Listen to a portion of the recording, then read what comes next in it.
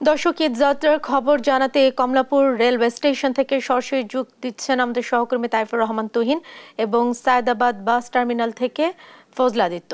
শুরুতে আমরা চলে যাচ্ছি তুহিনের কাছে। তুহিন, ঈদ মুবারক।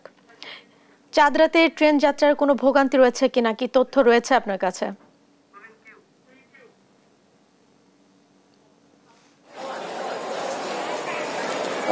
ঈদ যাত্রার কিন্তু একেবারেই শেষ সময়। আপনি জানেন যে আগামীকালকেই কিন্তু আসলে ঈদ, পবিত্র ঈদ উল ফিতর।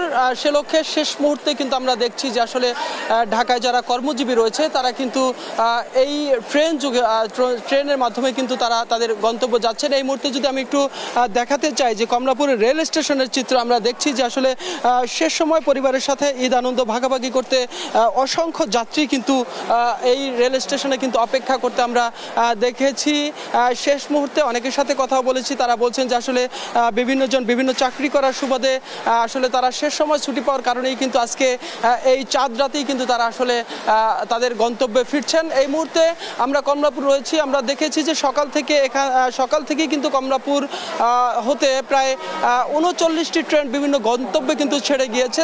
প্রত্যেকটি ট্রেনে কিন্তু আসলে যথাসময়ে কিন্তু ছেড়েছে এমন তথ্য কিন্তু আমরা পেয়েছি। তবে এই মুহূর্তে লালমনিরহাট এক্সপ্রেস যে ট্রেনটি সেটি কিন্তু 8টায় ছাড়ার কথা রয়েছে, সেটি কিন্তু এখনো প্ল্যাটফর্মে আসেনি। তার মানে যেটি আমাদেরকে জানানো হয়েছে এই ট্রেনটি ছাড়তে হয়তো আরও 30 মিনিটের মতো সময় লাগতে পারে। অর্থাৎ দিন শেষে আজকে এই ট্রেনটি একটু ছাড়তে সময় লাগছেন।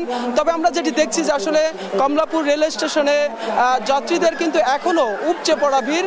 তবে যাত্রীদের মধ্যে যে স্বস্তির বিষয়টি, তারা যেটি বলছেন যে আসলে রাজধানীর সড়কে যানজট মুক্ত একটি পরিবেশ, সেই সাথে কমলাপুর রেল স্টেশনের সার্বিক পরিস্থিতি সবকিছু মিলিয়ে কিন্তু তারা সন্তুষ্ট প্রকাশ করেছেন। তবে ট্রেন যাত্রা বিগত বছরগুলোতে আমরা যেটি দেখছি যে আসলে এই সময়টিতে যে পরিমাণ আসলে উপচে পড়া ভিড় থাকার কথা সে পরিমাণে কিন্তু আসলে ভিড় নেই লক্ষ্য করা গেছে। ভিড় কম লক্ষ্য করা গেছে, তুলনামূলক অনেকটাই কম কমলাপুর রেল স্টেশনে। এবং যাত্রীদের যে ভোগান্তি, সেই ভোগান্তিও কিন্তু একেবারেই কম আমরা লক্ষ্য করেছি। অনেক যাত্রীর সাথে কথা বলেছি, তারা কিন্তু সন্তুষ্টির কথাই জানিয়েছেন। কারণ এই বছর কিন্তু ঈদ ব্যবস্থাপনার জন্য অতিরিক্ত ট্রেনের ব্যবস্থা করা হয়েছে।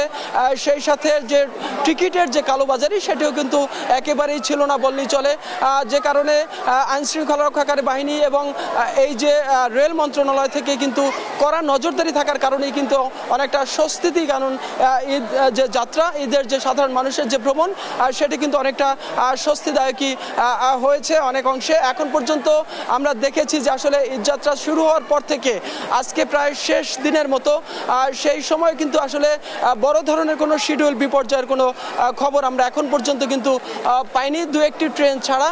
তবে যেটি আমরা দেখছি যে আসলে সার্বিক ব্যবস্থাপনা যদি আমরা চিন্তা করি, তাহলে আমরা দেখব যে আসলে এখন পর্যন্ত যাত্রীদের ব্যাপক উপস্থিতি রয়েছে। সেই সাথে কোনো ধরনের কিন্তু যে অভিযোগ, সেই অভিযোগ ছাড়াই কিন্তু আসলে সাধারণ মানুষ তাদের গন্তব্য তারা ফিরছেন। আসলে এই ছিল কমলাপুর থেকে আমার কাছে সর্বশেষ। তবে ট্রেনের অর্থাৎ রাজধানীর সড়ক পথের খবর জানাতে আমাদের সহকর্মী আদিত্য রয়েছেন সায়দাবাদে, সেখানে আমরা সরাসরি চলে যাচ্ছি আদিত্যর কাছে। আদিত্য। তুহিন, আপনাকে ধন্যবাদ। আমরা এখন আছি সায়দাবাদে কিন্তু সকাল থেকে অর্থাৎ রবিবার সকাল থেকে কিন্তু যে পরিমাণ যাত্রী ছিল, সন্ধ্যার পরবর্তীতে কিন্তু এই পরিমাণ যাত্রী কিন্তু আমরা লক্ষ্য করতে পারিনি। তবে দক্ষিণাঞ্চল গ্রামে অর্থাৎ চট্টগ্রাম, কুমিল্লা, ফেনী, লক্ষ্মীপুর, নোয়াখালী, চাঁদপুর এই ধরনের যেই এই রুটের যে বাসগুলো রয়েছে, সেই রুটের বাসগুলো কিন্তু ইতিমধ্যে এখান থেকে সায়দাবাদ থেকে ছেড়ে এসেছে।